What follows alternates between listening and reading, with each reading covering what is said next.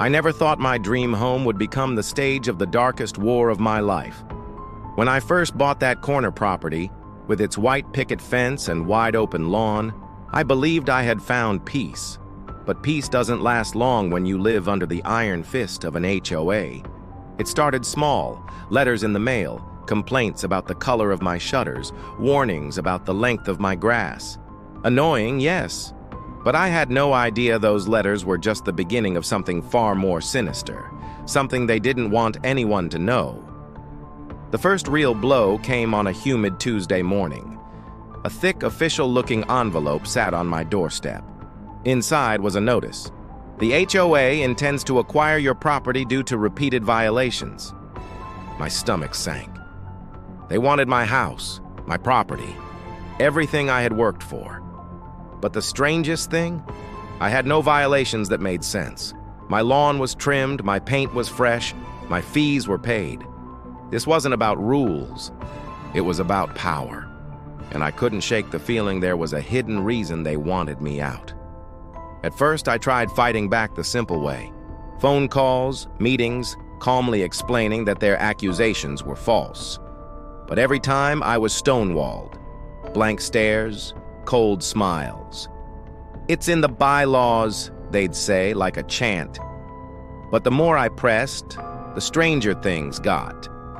My mailbox began filling with anonymous letters, scribbled warnings like, "Stop asking questions," and "You don't know what you'd were walking into." My neighbors, once friendly, began to avoid me. Their eyes darted away, their greetings stopped. It was as if the entire community had been told to turn against me. And then, one night, I saw something. At 2 a.m., I couldn't sleep.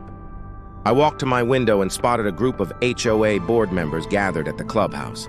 Lights were on, but they weren't holding a normal meeting. They were burning papers. Stacks of documents fed into a fire pit, their faces glowing with the flames. I pulled out my phone and zoomed in, my heart racing. One word jumped out at me from a paper before it crumbled to ash. Funds. That was the hook. Money. Corruption. I knew right then this wasn't about my lawn or my shutters. They wanted my property for something bigger, but I didn't yet know what. The next day, I pretended to cooperate. I smiled at the HOA president, a sharp-jawed man named Mr. Daniels, who always wore a smug grin.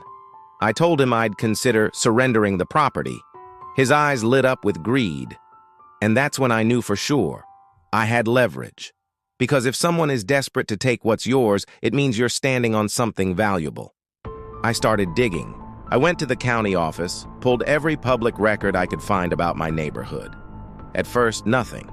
Then, a shock. Buried in a dusty file, I found an old zoning document. It showed that my property sat on land designated years ago for something else entirely, not residential housing, commercial, which meant that whoever owned my house could sell it to developers for millions. The HOA didn't just want my house, they wanted my gold mine. I felt the blood rush to my face as the truth crystallized. They weren't protecting the neighborhood. They weren't enforcing community harmony. They were predators in suits, using the HOA as a cover to enrich themselves. And I was the last piece of their puzzle. But how to expose them? I knew they would deny everything. That's when luck, or maybe fate, handed me my weapon. Late one evening, as I walked past the clubhouse, I heard voices inside. They were loud, careless, maybe drunk. I pressed my ear to the glass. "Once we push him out," Daniels sneered, "the deal goes through. No one will ever know where the funds came from." Another voice laughed. "He thinks it's about violations. Poor idiot." My hands trembled as I recorded every word on my phone. Still, one recording wasn't enough. If I exposed them too soon, they'd claim I doctored it. I needed undeniable proof. That's when I decided to go undercover. For weeks, I played the role of a beaten-down homeowner. I pretended to give in. I told Daniels I was considering signing over my property to the HOA, but that I'd need to attend one more private board meeting to hear their terms. To my surprise, he agreed. And that's when I saw it all. The secret ledger. hidden behind a false wall in the clubhouse. My eyes scanned page after page of transactions, HOA fees being siphoned into private accounts, kickbacks from developers, hush payments to certain neighbors, millions of dollars, and all of it hidden under the mask of community improvement. My breath caught when I saw my own property listed under pending acquisition. Next to it was a price tag worth more than 10 times my mortgage. I snapped photo after photo with my phone, each click like thunder in the silence. I felt powerful. But then, a floorboard creaked. Daniel stood in the doorway, his face shadowed, his grin gone. "I was hoping you'd find that," he said softly. In that moment, my blood froze. It wasn't just corruption, it was danger. Daniel stepped closer, and for the first time I saw the menace in his eyes. "You don't understand the people you're messing with. Walk away now, and maybe we'll forget this ever happened." But I couldn't walk away. Not after everything. Not after the threats, the lies, the fear. I left that clubhouse shaking but alive, clutching my phone like it was my only weapon. That night, I didn't sleep. I crafted a plan.